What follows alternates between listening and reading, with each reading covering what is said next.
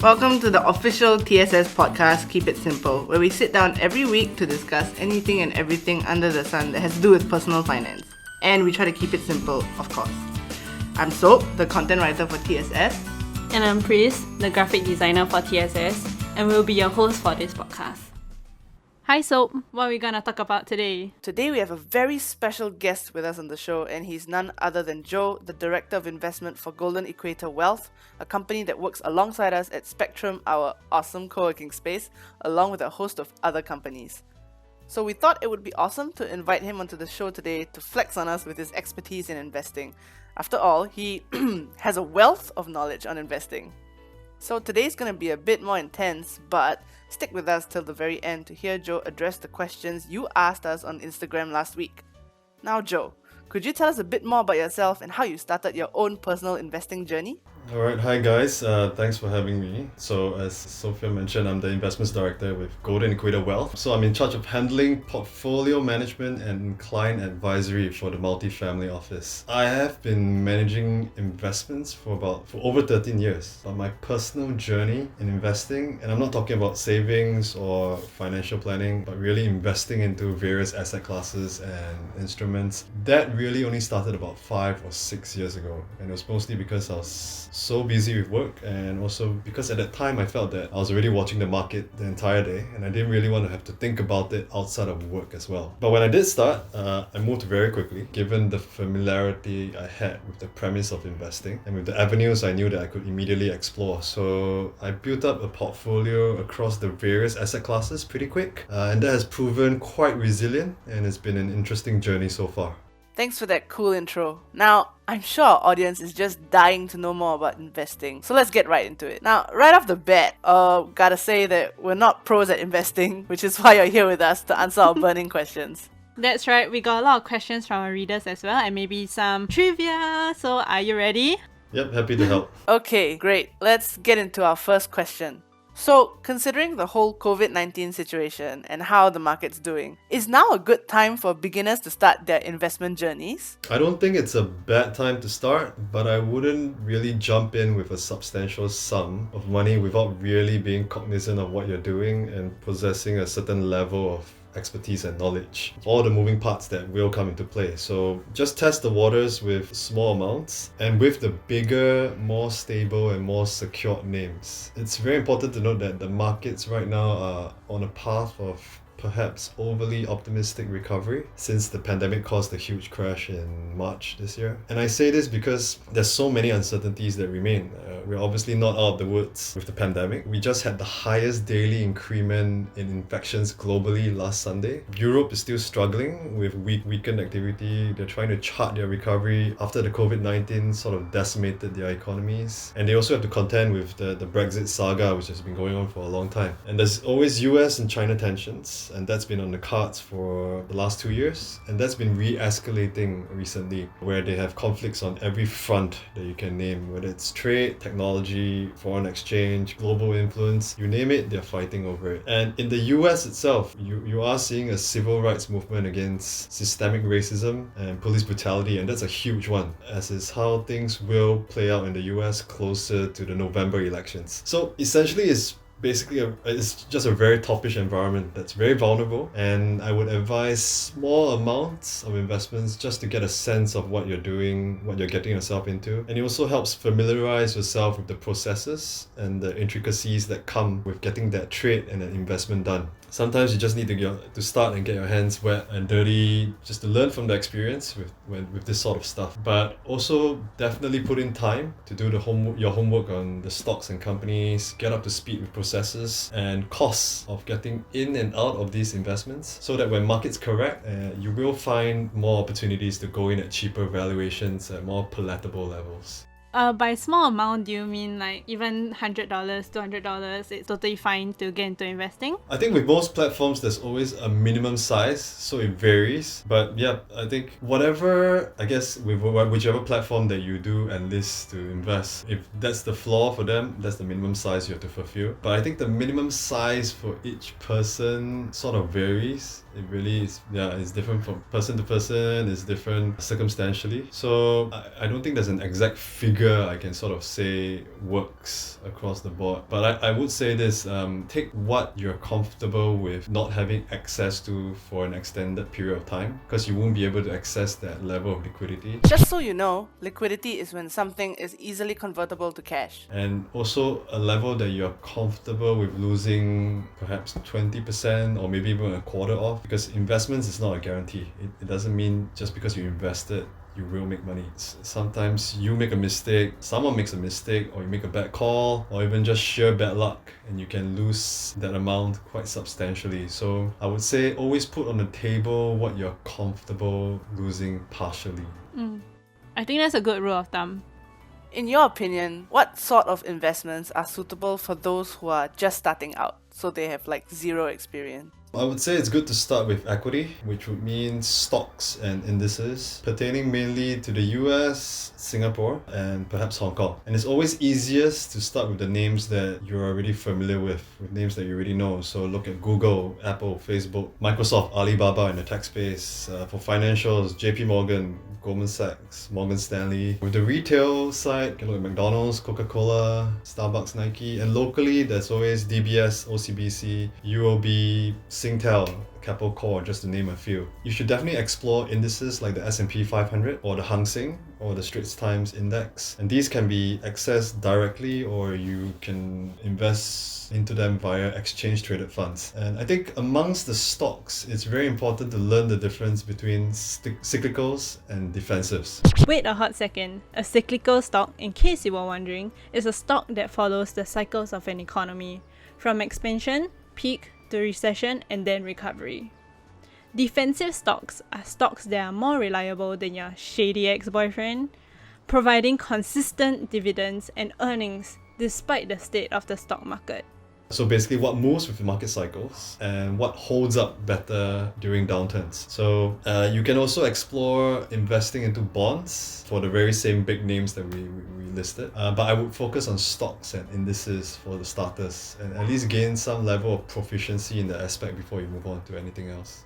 It's good that you mentioned ETFs because I want to ask you what your thoughts are on passive index investing. Wait a minute, what is passive index investing? Passive investing avoids making active investment decisions, such as investing into specific companies or picking an optimal time and price to invest. This is commonly done by investing at a fixed schedule, for example, investing monthly into an index, which is a basket of companies. Well, the great thing about passive index investing is that you achieve great diversification for a relatively cheap level of management fees. And you're supposed to leave it there for the long term without the fuss of constantly looking for good opportunities to buy low and sell high. So it's sort of convenient that way. And even the experts, they do this, whereby they employ passive index investing as their base layer of investing, since it's an easy way to achieve diversification and an inexpensive way to achieve diversification as well. And volatility is relatively low. Plus, you need to bear in mind that it's really not possible to consistently beat the market with active management in the long run. And indices do tend to grow exponentially over very long periods. That helps provide a healthy return. So more likely than not, if you employ passive index investing over the long term, this will help grow that base layer and serve as a safety net for your investment. And it's something that's straightforward enough that even beginners can dabble in it. The thing is though, and I think this is something we all need to be cognizant of, if that's all you're really doing, which is buying an index and just leaving it there for a long time, I don't believe that you're going to learn much as a beginner beyond a certain point. Indices have much lower volatility than stocks, so it won't be terribly exciting. Not that that's a bad thing, but the point is you should get on board with one or two single stocks aside from passive index investing as a beginner, so that you get to at least tactically buy and sell more often, given there'll be more movement, more volatility, and it sort of forces you to scrutinize the fundamentals and outlooks of these companies that you are looking at, so that you can make a judgment call on their progression. And that's really how you get to learn.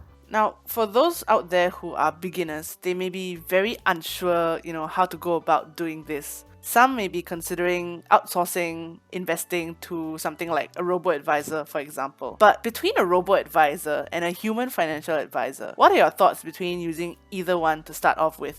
I mean, they're both very popular. And the fantastic thing about Robo and human financial advisors is that it gives you a fast-free experience when it comes to processes, assuming that they also help you do the executions for the trades. It's also great for market updates, great for advice on outlooks and forecasts of the markets. Many of them are also very useful when it comes to educating yourself and gaining insights into more specialized and niche industries and markets. So you can really benefit from this. But I would still advocate you doing it yourself, at least at the start, so that you get to know the nitty-gritty stuff and what's important, what's relevant, what's the most useful to you. And it also helps give you a sense of what the various fees and charges are for various methods of investing. And so after you've done this and you gain a certain level of awareness, then get on the various robos and engage financial advisors, whereby you can then properly assess these guys in their capabilities and their functionalities. And you can also weigh how much it costs to do it yourself versus the transaction costs and the service charges that will come with engaging these platforms. Oh, that's interesting, because I feel like a lot of my friends or a lot of people that I've heard from about robo-advisors is that they are really like beginner friendly. But I think it's interesting that you brought up that you should do it yourself so that you're more aware of like these charges and like all these details before you even like jump into something that's automated. I think that's quite useful advice for anyone who's just starting out. Yeah, I think it's very important to sort of try something and get to know it at least to a certain level before you engage someone to help you, because you wouldn't even know what are the right questions to really ask and how to assess this person. Yeah, that's really true. Yeah, basically you don't know what you don't know. Yeah. And the more you know you don't know. Yeah, but it is useful advice. You've also mentioned active management just now. There's an argument that said the right stock picks, if you manage your funds actively, the right stock picks will outperform passive investing methods during times of uncertainty. So do you think everyone should have exposure to, let's say, actively managing their own portfolios? Okay, so that statement which you just mentioned, whereby active management or engaging managed funds will outperform passive during uncertainty, that holds some truth at times.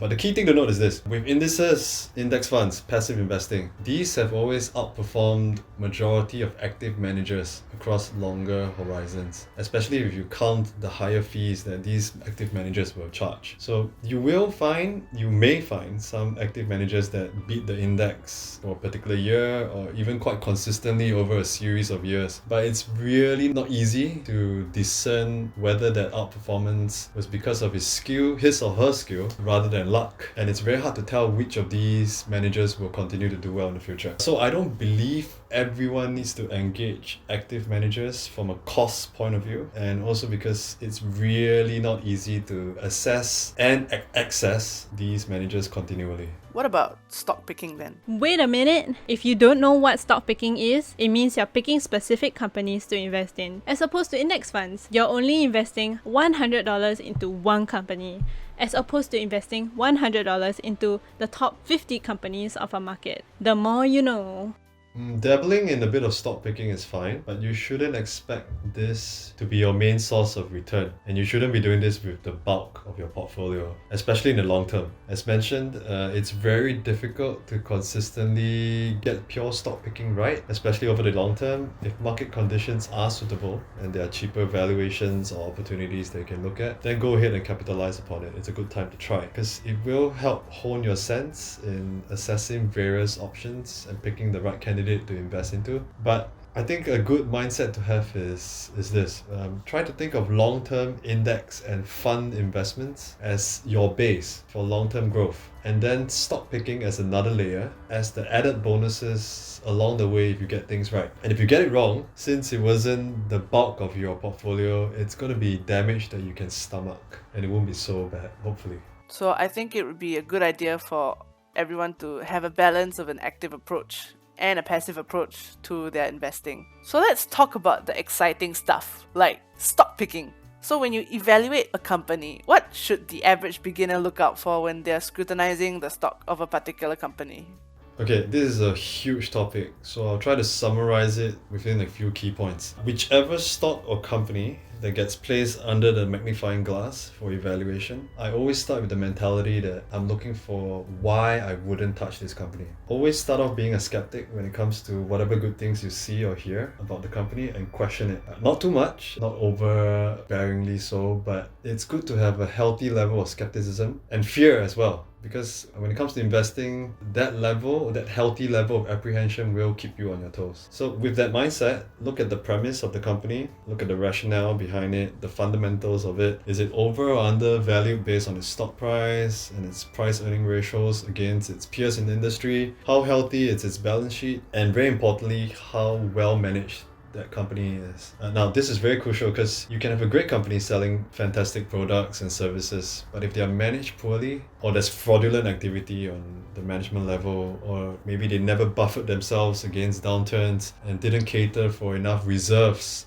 when it came to maneuvering through the rough times, the stock and the company will fail. And what we see with a lot of companies right now is that many of them are so highly levered. Hold on. What on earth does levered mean? Well, when a company is levered or leveraged, it means that it is using borrowed money, aka debt.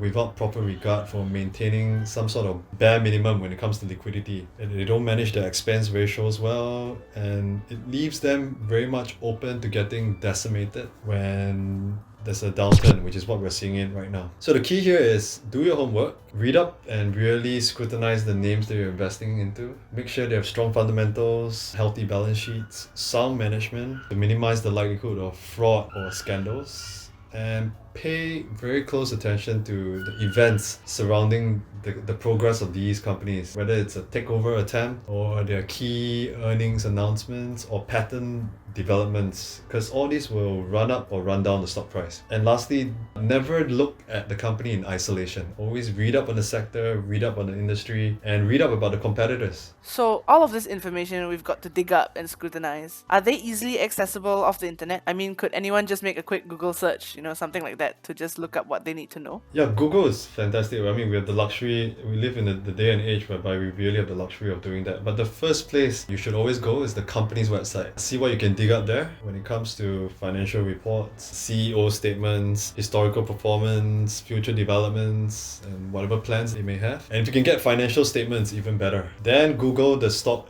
or company, and that will render you tons of potentially deal-breaking or deal-making information. And there's tons of information that's widely available and mostly free. The websites for major news networks, that's immeasurably useful. So that's like CNN, CNBC, Bloomberg, Reuters, Yahoo Finance. And there's also lots of financial and investment forums that you can look into for insights. And it's great to get ideas from these sources as well. So examples of these, the main ones that I do use are Seeking Alpha, The Motley Fool, and Morningstar, just to name a few. Okay, so at this point, I think everyone's starting to realize they have a lot of work cut out for them, especially the reading. Guys, you cannot avoid this. So you need to study a lot, huh? School over already, but need to study. That's right. So, one more question, and it's open-ended, but what's your advice to those who are just starting out their investing journey? If you take into consideration that most of them will have a 30-year-ish investment horizon ahead of them. Yeah, I would be very surprised if anyone who's just starting their foray into investments will actually think in terms of a 30-year horizon. I mean, that sounds more plausible for a savings or retirement plan. Maybe even like talking about insurance policy, which has a big payout at the end of it if you don't utilize the insurance. But let's just take it from the point of view of long-term investment, whether it's 5, 10, 15 years. Whatever span of time you're scrutinizing historically, it has been proven that you do get exponential gains if you just buy and hold, especially if we're talking about major indices like the S&P 500, the Hang Seng, the Straits Times Index, so on. It's also very fast-free, very convenient. You don't have to bother about it for a long time. And if you get certain single stock names, and you do this as well, and you get it right, which isn't easy because if you're talking about 30 years of holding the same stock, many companies don't last that long. So it's really a hit and miss sometimes. But if you do get it right, the payout could be immense over a long period. But I have to say that holding out this long and not cashing out along the way really isn't easy. And anyone who's just beginning your journey probably wouldn't be able to put in a sizable amount into these stocks. or indices. But I guess cumulatively, over many years, you could probably bring up that amount to something substantial and then you hold it for a long time. I think we spoke about this just now, but do note that it's not a guarantee that you make money with this method, because there are crashes that could wipe out everything that you have accumulated with time. So if you take oil, for example, crude oil in 1990 was about $20 to $30 per barrel. And that's the same, if not higher than what it has been at some points this year so far. So given how oil has really taken a beating. But do remember that at one point, oil was about $140 per barrel. It really just means that investments is not a guarantee. It doesn't necessarily mean you will make money just because you hold out for a long time. And also it means that that piece of capital is tied up for a long time and you have to be prepared to be disciplined not to touch it so that this strategy will actually work. Hey, thanks for answering our questions, Joe. But now, it's trivia time! Ching ching ching ching ching! Your years of investing, of studying, of practicing has led up to this question. This very important, value-adding question. Okay, are you ready? Are you ready, Joe? I am ready, yes. Okay, so here's the question. According to Wikipedia, how much did Leonardo DiCaprio earn from Wolf of Wall Street, the movie? I know it's a tough question, okay? So I'm gonna give some... Can you at least let it be a multiple choice? Yes, multiple choice, correct. A, $10 million. B, $7.5 million. C, $15.1 million. And these are all in USD, so disclaimer there, USD. I'm gonna go with C simply because it's just such an exact Haha! figure. You fell for my trap. It's actually A, $10 million. And fun fact, Jonah Hill only got 60k USD for his role. Injustice. I hope you learned something today, Joe. Yeah, I think this is the most important question of the day, actually. As much as we learn from you, we share knowledge. Alright, let's take a break where we have a short message from our sponsors. In a post-COVID world, we want safe and flexible workplaces now more than ever, which is why we want to give a shout out to our friends at Spectrum, our beautiful shared office space where TSS works, plays and belongs. Want to be part of this awesome community? Our buddies at Spectrum have a special deal where you can grab a 20% early bird discount on their new Explorer membership. For $1,200 a year, you get benefits like curated networking sessions, access to amazing thought leadership sessions, and best of all, $1,000 in credit to use on anything, even the drinks at our swanky member-exclusive bar. If you want to find out more, visit spectrum.global today.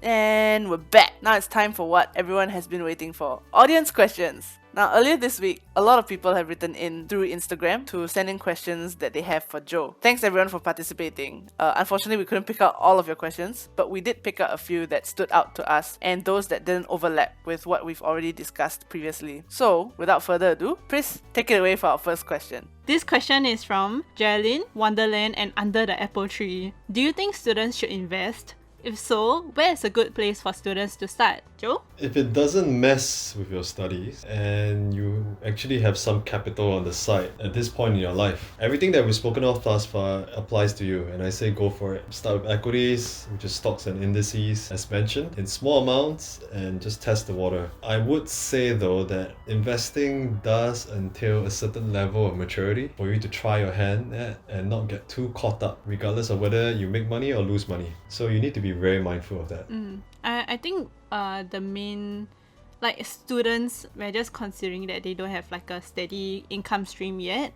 So I think what you say is true, to just invest what they can afford to lose. I guess from a part-time job, maybe if they have some spare cash, if they are still receiving an allowance maybe, then they can use the spare cash to try their hand and test their waters. The next question is from Sam and somebody called Snapped Shots. Are there any recommended websites or books to read to learn more about investing? Maybe just books, because we did mention websites just now. Yeah, we went through, I think I named off a few: Seeking Alpha, Motley Fool, Morningstar. But Google investment and financial forums, and there are tons to look at. Give it a shot and see what's up your alley. I also mentioned that the major news network are very useful as well when it comes to this. So for books, to be honest, I've read many books revolving around investments, but I think only a few, I would say, really resonated with me, and I can only remember this couple offhand. The rest of the time, I'm really just brushing up, honing my investment acumen via reading forums, reading opinion pieces, reading reports. But what's been most useful and I guess integral is speaking to experts in the industry, sharing ideas with colleagues and peers, and attending seminars to gain more insights. But back to the books. The first one I would say, the first one that really comes to mind would be Principles by Ray Dalio. It might be cliche because I'm sure everyone has this on their list as well, but Ray Dalio is a hedge fund legend, and this book is basically practical musings and wisdom, sort of emphasizing how one should have unshakable principles, and which will help guide you as you attempt to build whatever it is you're trying your hand at. Really interesting book. And another book which comes to mind would be The Essays of Warren Buffett. Now, there are many, I mean, everyone knows who Warren Buffett is. There are many books about him, books by him, but this one is the best in my opinion. It basically features a collection of letters from Warren Buffett to his partnership and to his shareholders, and it really helps paint investing and real life challenges in different and sometimes visceral light, aside from just approaching it intellectually. So plus it's actually really quite funny and witty, so a good book to look at. And the other books that come to mind would probably be books by Nassim Taleb. Black Swan, Fooled by Randomness, and Dynamic Hedging, all good books that have sort of influenced me heavily, so I highly recommend these ones. Okay, well, I guess it's time to update my reading list. Okay, the next question is from someone named Bryce Price. Considering the US climate, what are your thoughts when investing in the US? Okay, when it comes to investments, I don't think you can ever omit the US, regardless of the climate or what part of the market cycle we are actually in, simply because there will always be sectors that merit consideration and are worth investing into, given how vibrant and dynamic the American economy is. But I do feel that US markets are currently very toppish, very vulnerable, and I can go on for a long time about this, as it's something I myself and my team have been scrutinizing for a long time. But let me try summarize my thoughts on this. A lot of what's happening in the US when it comes to the market rally that we're seeing right now is based on unprecedented fiscal and monetary stimulus that the central bank and the government are willing to go to, simply to prop up the economy while the pandemic decimates and destroys businesses and livelihoods. But there's only really so much these stimuli can do. If the US economy and the global economy, for that matter, doesn't recover as swiftly or as strongly to put jobs back on the plate and to pull aggregate demand back up, we will run out of steam, and this will lead to a whole new array of problems. Corporate bankruptcies, we were already seeing a lot of that. It will lead to a credit crunch, and all this will happen with the backdrop of a pandemic that has really no end in sight right now. We have no real clarity when it comes to when this can be contained and sustainably controlled in the long run with respect to respikes and resurgences. And when it comes to the civil rights movement against police brutality and systemic racism, I believe, given what we've seen from the Trump administration so far, along with the strength of police unions in America, this fight will only get worse. And the protests will just sort of aggravate with time, given that Trump has taken a very hard and I guess somewhat aggressive stance on dealing with them. And if you add to the mix the ever-present US-China tensions, as well as how bitterly divided the Democrats are with the Republicans, and this will only escalate leading up to the elections in November. We have just listed a few of many potentially destabilizing factors for the US in the near to medium term. So what all of this basically means is that you have to be very cautious when approaching US investments, because there are really so many moving parts and risks that you will have to be very cognizant of. Our final question comes from the Bobby Ray. Are you famous? Why is there like a the in front? Anyway, so the question is, what are your tips on investing after missing out on March and April? I assume they mean the window of opportunity after the market first took a dive earlier this year. Yeah, the markets took a huge dive, and then has since the US markets have recovered more than 40% since the March lows. So I think this relates somewhat to the question before, where we spoke about how heinous and possibly unsustainable the US rally is. So I don't think you should see it as you're missing out. There are defensive sectors that will thrive in an uncertain environment, a volatile environment such as this, such as consumer staples, healthcare, which have been made even more resilient by the pandemic. And you will see the stature of e-commerce and certain tech industries really grow steadily given the ramifications of the pandemic. We are seeing certain social and economic paradigms change permanently. Businesses have to change how they operate. How we live day to day has been permanently changed, and there will be industries and opportunities to look into because of this. So read up, keep your ear to the ground, and you will definitely find opportunities. Yeah, I think that's comforting because I myself felt quite a lot of FOMO after missing out. Yeah, you were planning to invest this year, right? Yeah, then I put it off and I put it off, and then now I missed it, and then now I feel sad, and then but after he said that, I was like, okay, maybe still got a chance. Don't worry, Yeah. just listen to Joe. Listen to Joe.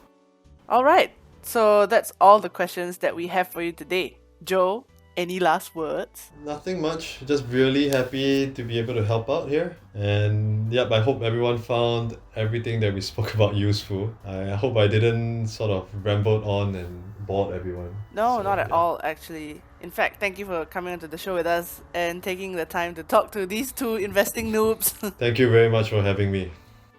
So that's a wrap on episode 5 of Keep It Simple. If you like what you hear, write to us, tell us what you think, and please remember to leave a review on whichever platform you're using to listen to us, whether it's on Spotify, Google, or Apple. Until next time, keep it simple. Bye. Bye. I think that was good. That was good. Today is just such a good recording day. Okay, I'm gonna stop now.